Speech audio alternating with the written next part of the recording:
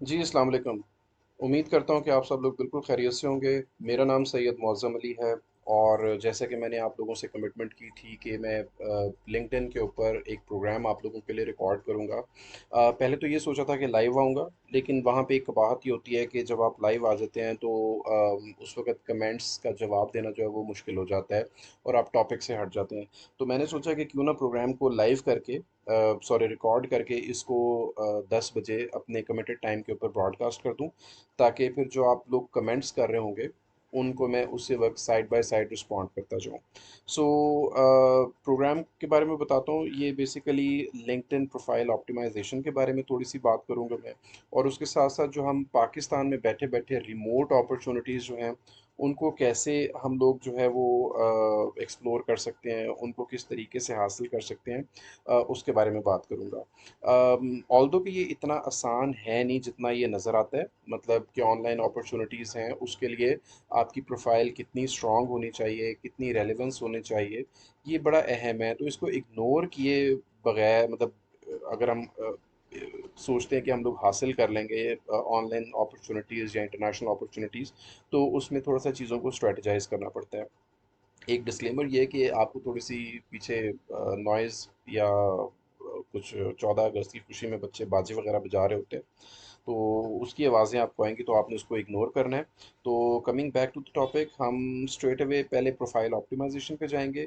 आपको मैं अपनी प्रोफाइल दिखाता हूँ, उसके कुछ सेक्शंस दिखाता हूँ कि जिस तरीके से आपने अपनी प्रोफाइल को ऑप्टिमाइज़ करना है, ताकि प्रोफाइल अगर ऑप्टिमाइज़ होगी तो आपकी न सिर्फ विजिबिलिटी बल्कि आपकी रीच भी अच्छी होगी। ठीक है, तो हम स्टार्ट करते हैं। सबसे पहले आप ये जो टाइटल या जो एड्रेस बार है, यहाँ पे आपको ये linkedin.com नज़र आ रहा होगा, /in स्लैश अभी मेरा नाम लिखा हुआ है। तो ऑप्टिमाइज प्रोफाइल का एक ये एलिमेंट होता है जिसमें कि आप अपनी प्रोफाइल के टाइट जो लिंक है उसको ऑप्टिमाइज करते हैं। ये बहुत ईजी है। आपने स्ट्रेट अवे, आपको ये पब्लिक प्रोफाइल एंड यूआरएल नज़र आ रहा है, यहाँ पे आप ये पेंसिल पे क्लिक करेंगे और यहाँ पे ये आपको टॉप फर्स्ट ऑप्शन नज़र आ रही है कि एडिट योर कस्टम यूआरएल। इसको जब आप क्लिक करेंगे तो आप अपने जो यूआरएल है उसके आगे आप क्या लिखना चाहते हैं उसको लिख के आप सेव कर देंगे, तो आपकी प्रोफाइल में ये चीज़ें जो हैं वो रिफ्लेक्ट होनी शुरू हो जाएगी। यहाँ पे आपका नाम चेंज होके इंस्टेड पहले आपको एक नंबर नज़र आता होगा। ठीक है, उसके बाद हम नीचे आते हैं, हम देखते हैं थोड़ा सा ये जो प्रोफाइल पिक्चर है, कोशिश कीजिए कि ये प्रोफेशनल होनी चाहिए, और प्रोफेशनल होने के साथ साथ आप उसमें वेल प्रेजेंटेड होने चाहिए। अब आई एम नॉट सेइंग कि मैं बहुत वेल प्रेजेंटेड हूँ, बट रीजनेबली प्रेजेंटेड नज़र आना चाहिए तस्वीर में। फिर ये कवर फ़ोटो है, ये बड़ी इंपॉर्टेंट है। ये उस इंस्टीट्यूशन की है जहाँ पे मैं बतौर हेड ऑफ़ मार्केटिंग अपने फ़राइज़ सर अंजाम दे रहा हूँ। तो ये चूँकि मेरी इस इदारे से बिलोंगिंगनेस है, तो मैं यहाँ पे इसका नाम जो है, जैसे इंटरनेशनल स्कूल ऑफ शरीफात है तो वो सामने नज़र आ रहा है।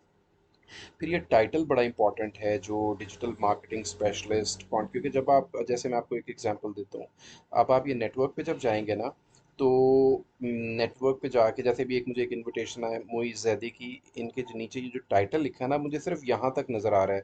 मैं इसकी प्रोफाइल तब तक एक्सप्लोर नहीं करूँगा जब तक कि ये मुझे पूरी तरह से ऑप्टिमाइज नहीं नज़र आएगी। तो ये टाइटल ऑप्टिमाइज करना बड़ा ज़रूरी है। इसमें कोशिश ये कीजिए कि इसमें एक तो अपना टाइटल के लोग आपको किस तरह से पहचाने, फिर कोई एक दो स्किल्स अपने इसके अंदर लिखें जो कि आपकी फील्ड से रिलेटेड है, और उसके बाद एक स्टेटमेंट ऐसी होनी चाहिए कि आप कैसे ऑर्गेनाइजेशंस को या लोगों को हेल्प आउट करते हैं। फिर उसके बाद आप बता सकते हैं कि आप किन चीज़ों के बारे में बात करते हैं या आपकी इंटरेस्ट क्या है, वो ज़रूर बताइए। फिर उसके बाद आप ऑप्शन रखें कि अगर आप लोग आपसे one two one virtual meeting करना चाहते हैं तो आप कैसे कर सकते हैं। ये नंबर ऑफ़ कनेक्शंस हैं, कितने फॉलोअर्स हैं, ये बड़ा मैटर करता है कि आपका नेटवर्क जो है वो कितना स्ट्रांग है। इसमें आप ओपन टू का सेक्शन बहुत इंपॉर्टेंट है, इसको ज़रूर फिल आउट कीजिए कि आप या तो काम करने के लिए ओपन हैं या क्या करते हैं, और आप कौन कौन सी सर्विसेज प्रोवाइड करते हैं। तो ये चीज़ अगर आपकी प्रोफाइल में नज़र नहीं आ रही होगी तो आपकी प्रोफाइल जो है वो फुली ऑप्टिमाइज कंसिडर नहीं की जाएगी। सो आई होप कि ये पहला सेक्शन आपको समझ आ गया होगा। ठीक है, इसमें आपकी करंट ऑर्गेनाइजेशन और आपकी एजुकेशन आ रही होती है। तो ज़ाहिर बात है, जब भी रिक्रूटर वगैरह ने आपकी प्रोफाइल एक्सप्लोर करनी है तो ये पहला ब्लॉक बहुत ज़्यादा इंपॉर्टेंट होता है। तो अगर आपका ये ब्लॉक ऑप्टिमाइज्ड है तो फिर हम लोग आगे मूव ऑन करते हैं। ठीक है, फिर उसके बाद आप जब चले जाते हैं, तो अगर आप क्रिएटर हैं या कोई आप किसी भी किस्म की पोस्टिंग्स वगैरह करते हैं, तो मैं रिकमेंड करता हूँ कि उसमें आप अपना क्रिएटर मोड जो है उसको ऑन रखें, और कुछ फीचर्ड पोस्ट अपनी ज़रूर लगाइए कि जिसको देख के लोग अट्रैक्ट हो सकें, और अपनी कुछ अकम्पलिशमेंट्स को आप अपने सामने रखें, ताकि जब भी रिक्रूटर या आपके कुछ सोशल नेटवर्क के लोग जो हैं वो आपको देखना चाहें कि इसमें क्या फ़ीचर्ड है या क्या उसमें इंटरेस्टिंग चीज़ें, तो उनको ये सामने फ़ीचर्ड पोस्ट नज़र आनी शुरू हो जाए। उसके बाद ये एक्टिविटीज़ आ रही हैं, इसको हम बाद में डिस्कस करेंगे कि एक्टिविटीज़ की क्या इंपॉर्टेंस है। देन हम लोग अबाउट सेक्शन पे चले जाते हैं। अबाउट सेक्शन में हमें ये बताना होता है कि हम लोग एक्चुअली हैं क्या। अगर रिक्रूटर करते करते आपकी प्रोफाइल में आ ही गया है, तो रिक्रूटर को ये पता होना चाहिए कि आप बेसिकली आपका जो कहते हैं ना, आपका फोर्टे या आपकी स्पेशलिटी या आपका एरिया ऑफ इंटरेस्ट या स्ट्रॉन्ग एरिया क्या है। तो उसको आप कहते हैं ना, दरिया को कूज़े में बंद करना है। इसको दरिया को कूज़े में बंद करने का एक बड़ा बहुत ही सिंपल तरीका है कि आप स्ट्रेट अवे कुछ 3-4 अच्छे लोगों की अबाउट या एग्जेक्टिव प्रोफाइल समरी जो है उसको आप लोग कॉपी कीजिए, या उसको अपनी तरफ से मॉडिफाई एंड ट्विस्ट करने की कोशिश करें। फिर उसके बाद गूगल बार्ड पे चले जाइए, वहाँ पे उसको कमांड दीजिए कि ये आपके लिए जो अबाउट स्टेटमेंट है लिंक्डइन के लिए, उसको अच्छे तरीके से रीड्राफ्ट करके तो वो आपको वापस दे देगा। तो ये स्ट्रॉन्ग होना बहुत ज़रूरी है। मतलब आई वुड रिकमेंड कि जो ये जो आपकी टैगलाइन है ना, जैसे ये वाली जो है, इस टैगलाइन के बाद जो सबसे इम्पॉर्टेंट चीज़ है ना, वो आपकी ये अबाउट स्टेटमेंट है। उसके बाद हम लोग वर्क एक्सपीरियंस पे आ जाते हैं। वर्क एक्सपीरियंस में आपकी कंपनी नेम होता है, उसके बाद आपका टाइटल होता है, फिर ड्यूरेशन होती है, और उसके बाद जो है आपकी जॉब डिस्क्रिप्शन होती है कि जॉब डिस्क्रिप्शंस को आप एटीएस फ्रेंडली रखें। तो इसका भी बहुत सिंपल तरीका है कि जो भी आप काम कर रहे हैं उसको आप पहले बुलेट पॉइंट्स में लेके जाएं। बुलेट पॉइंट्स में लेके जाके आप गूगल बार्ड पे चले जाएं। गूगल बार्ड पे जाके उसको रिक्वेस्ट करें कि वो, या प्रॉम्प्ट दें कि आपको वो एटीएस फ्रेंडली बुलेट पॉइंट्स जो है वो रीड्राफ्ट करके दे दे, जिसमें रिफ्लेक्शन हो लीडरशिप की, रिफ्लेक्शन हो उसमें क्या बोलते हैं जिसको, टीम वर्क की, टीम बिल्डिंग की, या जैसे भी आप जो भी वर्ड्स आप समझते हैं, तो उसको आप जो हैं वो उसके अंदर पुट इन कीजिए। और उसके साथ साथ फिर आपने एजुकेशन का सेक्शन जो है वो डालना है। एजुकेशन का सेक्शन डालने के बाद हम लोग उसमें लाइसेंसेस एंड सर्टिफिकेशंस डालेंगे। लाइसेंसेस एंड सर्टिफिकेशंस डाल के,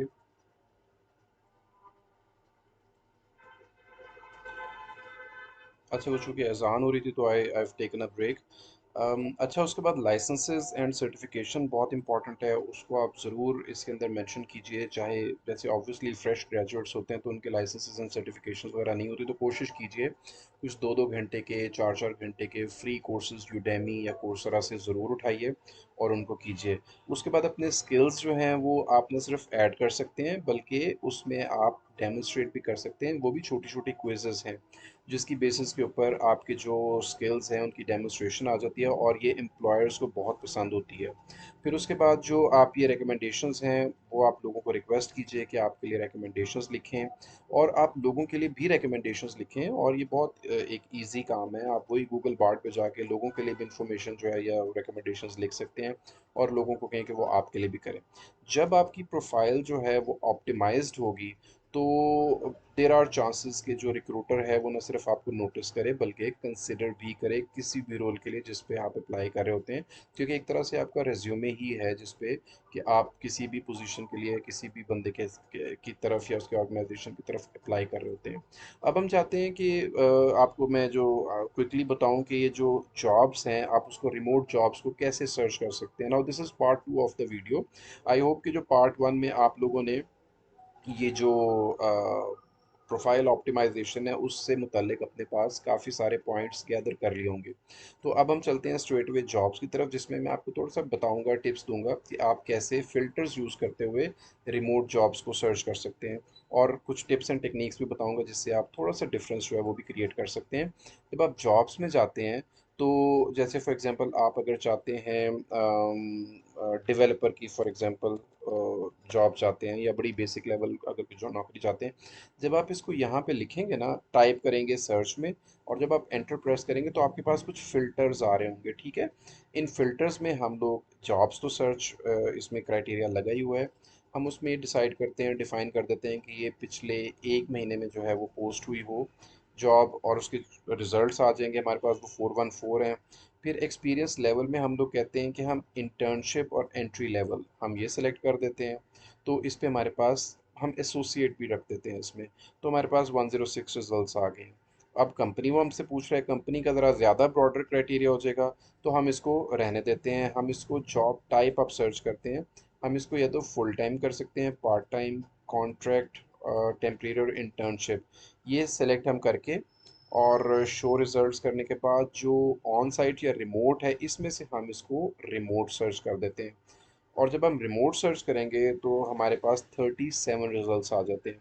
अब यहाँ पे कहानी ख़त्म नहीं हुई, क्योंकि यहाँ पे अब आपने एक्शन करना है। अब जब आप ये आपके पास ऑप्शंस नज़र आ जाएंगी, तो अब आप जब ये देखेंगे तो अब यहाँ पे एम्बेडेड, जैसे फॉर एग्जांपल ये एम्बेडेड क्वालिटी इंजीनियर की पोजीशन है। इसमें नज़र आ रहा है कि इस वक्त 2 घंटे पहले ये पोजीशन अप्लाई पोस्ट की गई है, और इसमें 31 एप्लीकेंट्स ऑलरेडी मौजूद हैं।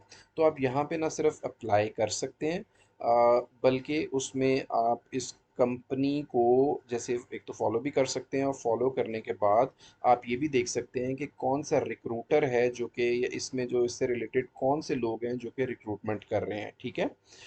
जैसे कि अब मैं आपको एग्जांपल देता हूँ कि अगर आप स्ट्रेट अवे इसको सर्च कर देते हैं, जैसे इसको हम कॉपी करते हैं और हम इसको एक और विंडो पे लेके जाके,